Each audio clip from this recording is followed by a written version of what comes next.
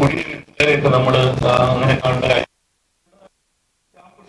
എത്ര ഷാർപ്പായിട്ടുള്ള ഇതുപോലത്തെ എനിക്ക് പറയാൻ പറ്റും. അത് തീർച്ചയായിട്ടും പറയാൻ പറ്റും. മാത്രമേ എഴുത്തുകാരൊക്കെ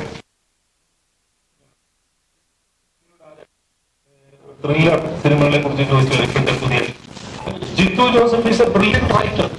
സംശയം കാലത്തെ ഏറ്റവും നല്ല ത്രില്ലർ റൈറ്റർ എന്ന് പറയുന്നത് ജിത്തു ജോസഫാണ്. അദ്ദേഹത്തിന് ആ ഗ്രാഫ് എങ്ങനെ കൊണ്ടുപോകണം എന്നൊക്കെ വളരെ ക്ലീൻ ആയിട്ട് അറിയാവുന്നതാണ്. അപ്പൊ പുതിയ ആൾക്കാർ മോശമാണെന്നൊന്നും അല്ല പറഞ്ഞത്. പക്ഷെ ഇവരെ പോലുള്ളവരെന്ന് പറയുന്നത് ഒരു കാലഘട്ടത്തിന്റെ ഭാവം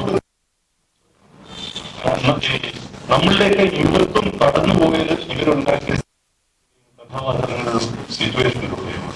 ഇപ്പോ നാടോടിക്കാറ്റ് പറയുന്ന സിനിമയില് മോഹൻലാൽ ഒരു കത്തെടുത്തിട്ട് ഒരു ചെറിയ വിശേഷമുണ്ട്, എന്റെ അമ്മ മരിച്ചുപോയി എന്ന് പറയുമ്പോൾ ആ ഡയലോഗ് നെഞ്ചിൽ കൊണ്ടത് ഇവിടുത്തെ മലയാളത്തിലെ മധ്യവർഗ യുവതയുടെ നെഞ്ചിലാണ് കൊണ്ടത്. അങ്ങനെയുള്ള ഒരു കാലഘട്ടത്തിലൂടെ കടന്നു വന്ന ഞങ്ങൾക്ക് ശ്രീനിവാസനെ പോലെയുള്ള എഴുത്തുകാര് എന്ന് പറയുന്നത് ഞങ്ങളുടെ ഏറ്റവും പ്രിയപ്പെട്ട എഴുത്തുകാരായിട്ട് നിലനിൽക്കും. അത് ഞങ്ങളുടെ നൊസ്റ്റാൾജിയാണ്. അത് നിങ്ങൾ അതിൽ ഭാരപ്പെടണമെന്ന് ഞങ്ങൾ പറയുന്നില്ല. വേറൊരു തമാശകളുണ്ട്.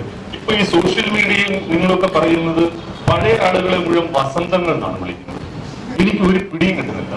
കാരണം വസന്തം എന്ന് പറഞ്ഞാൽ ലോകത്തിലെ എക്കാലത്തെയും ഏറ്റവും മനോഹരമായ ഒരു പുതിയതായിട്ടൊരു സംഗതി ാണ് നമ്മൾ വസന്തം എന്ന് പറയുന്നത്.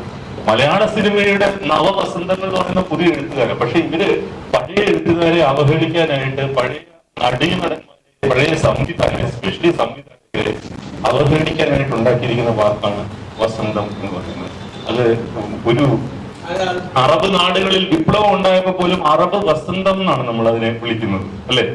നക്സൽ മൂവ്മെന്റിന്റെ തുടക്കത്തില്, വിപ്ലവത്തിന്റെ തുടക്കത്തില് വസന്തത്തിന്റെ ഇടിമുഴക്കം എന്നാണ് അന്ന് പത്രത്തിന്റെ തലക്കെട്ടം. ഈ വസന്തം എന്ന് പറയുന്നത് ഏറ്റവും ഉള്ളില്ലാത്തൊരു വാക്കാവും. ഐറണിയുണ്ട്.